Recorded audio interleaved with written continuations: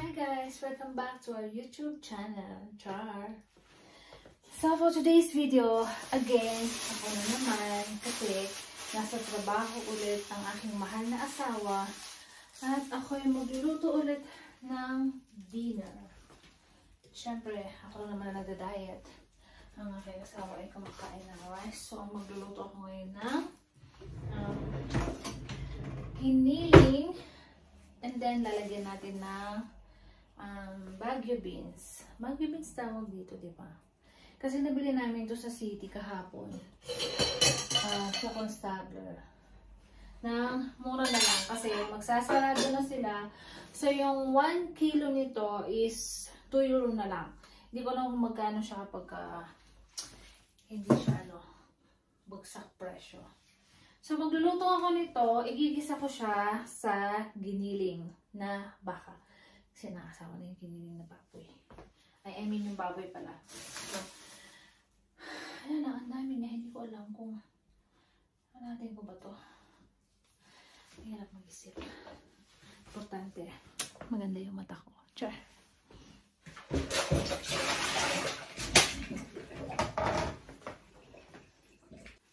So, maghihiwa lang ako ng sibuyas ng bawang.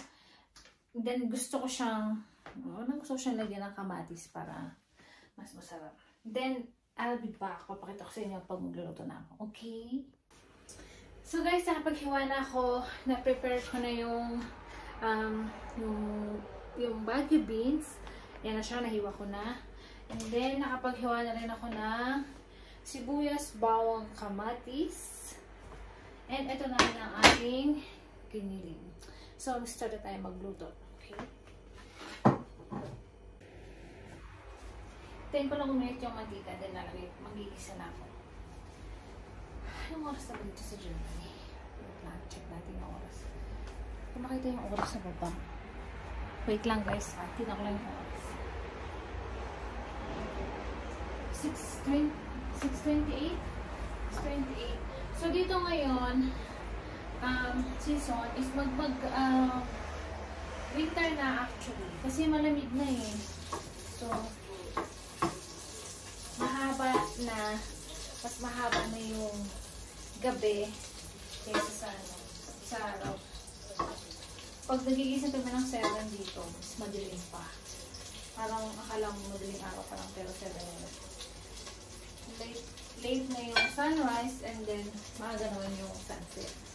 Kaya sa winter talaga, napaka-ikli lang ng oras na makita mo maluwag na. Mainit na siya.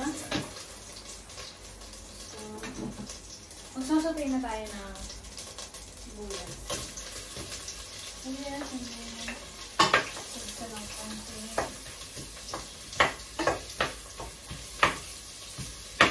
Saan yung sa mata ko? Hindi ako marunong magluto. Pero mahilig ako sa lola ko na nagluluto. Then, hanggang sa dumalaga na ako, hindi pa rin talaga ako marunong magluto. Meron na akong anak. Isa pa lang yung anak ko. Hindi pa rin talaga ako marunong magluto. Ano lang, kung hindi ganitong luto, may mga prito, mga ganyan, yan. Pero, syempre, sabi nga, lahat naman ng bagay is sa pag-aaralan. Syempre, gawin mo magluto. Ba may own ng sarili ko lang. So, nung natuto na akong magluto, gusto ko naman magluto ako lagi. Kahit na pag-work, syempre, masarap na magluluto ko kasi lalo na para sa family mo.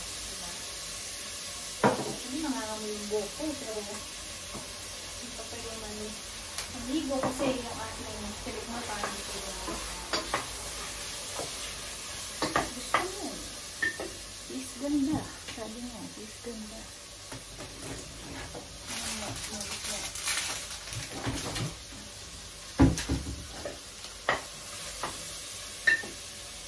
So yan na guys, ibisa ko lang natin yung sibuyas, kamatis, bawang. Hintayin ko lang na medyo yung maluto talaga yung malambot yung kamatis bago natin lagay yung giniling.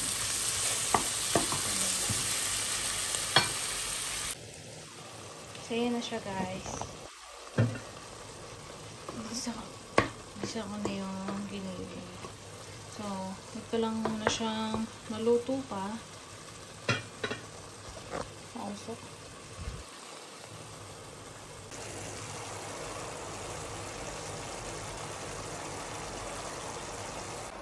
Ilalagay ko na yung gulay sa ginisang giniling natin. Ayan. Para lumambot ganit siya.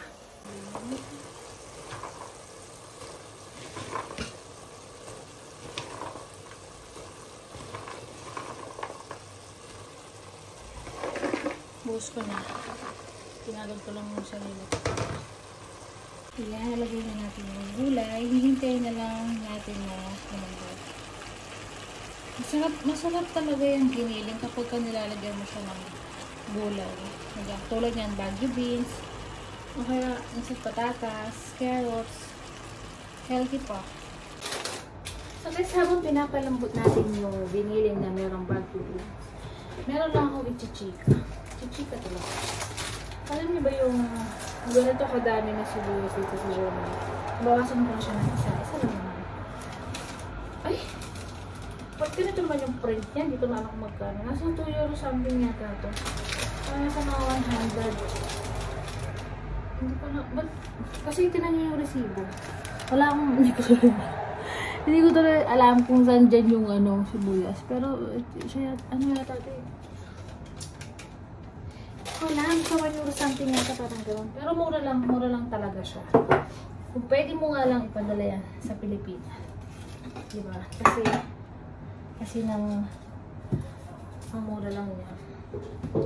Sa Pinas kasi. Kasi may mga iba din namang dito sa Germany na nagmahal din naman talaga. Gaya ng egg na yung 10 pieces na egg nun. Dati, wala man 1 euro yun. Pero ngayon, nasa 1.99 euro na siya. Nagmahal din talaga yung mga bilihin dito. Nagmahal yung bayarin. Parang itong bahay namin kasi, since nire-renovate siya. Although hindi pa sila dito sa side na to, kung saan kami. Magdalawa kasi to. May doon banda, tapos ito kami dito. Nauna yung doon, kaso lang, hindi niya matapos. Hindi pa siya gawa. Tinaasan na nila yung rent dito.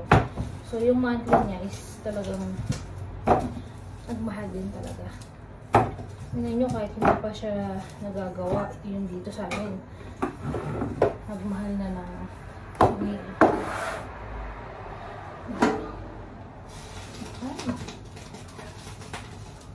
Palagyan ko siya ng potato kasi wala akong potato na. So, since hindi siya yung sibuyas ko doon kasi maliit. Ang lalaki kasi ng sibuyas. Ito na lang siya nalagay.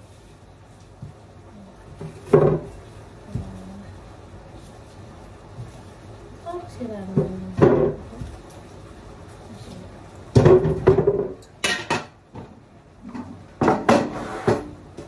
May kisok sa mga kalabon.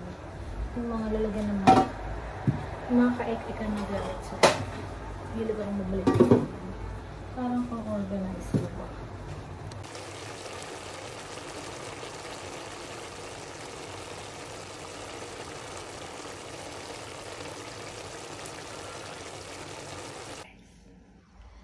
Konting palambot na lang dun sa gulay and then fetish na to. Tapos na.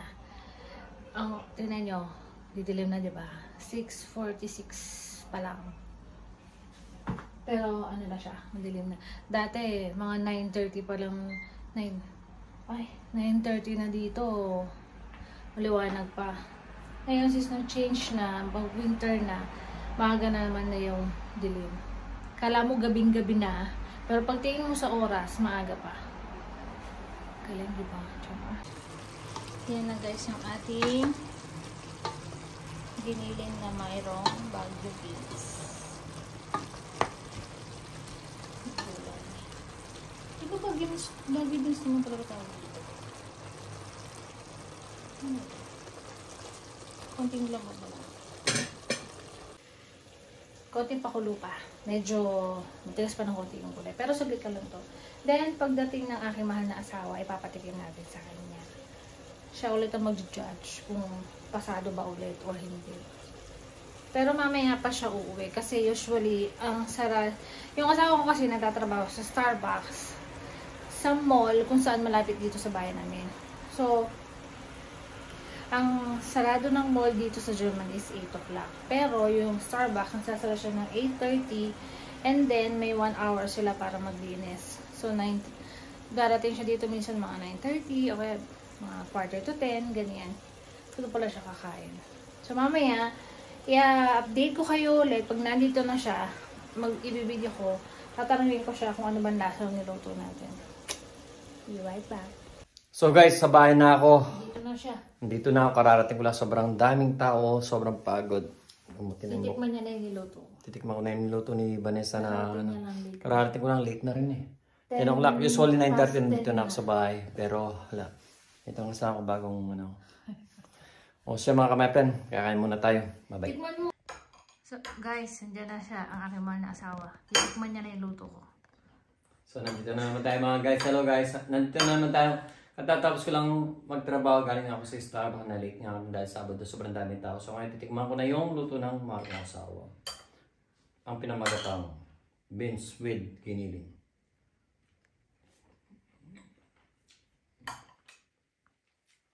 Parang hindi masarap ah. So pag yung giniling at saka, pag giniling tayo masarap yung luto talaga. Yeah? Sarap. See siya? Promise? Hindi po kaya sa ako talaga masarap talaga. Kumain din ako yung nasarapan din ako. Masarap talaga mo siya magluto mga kamepren.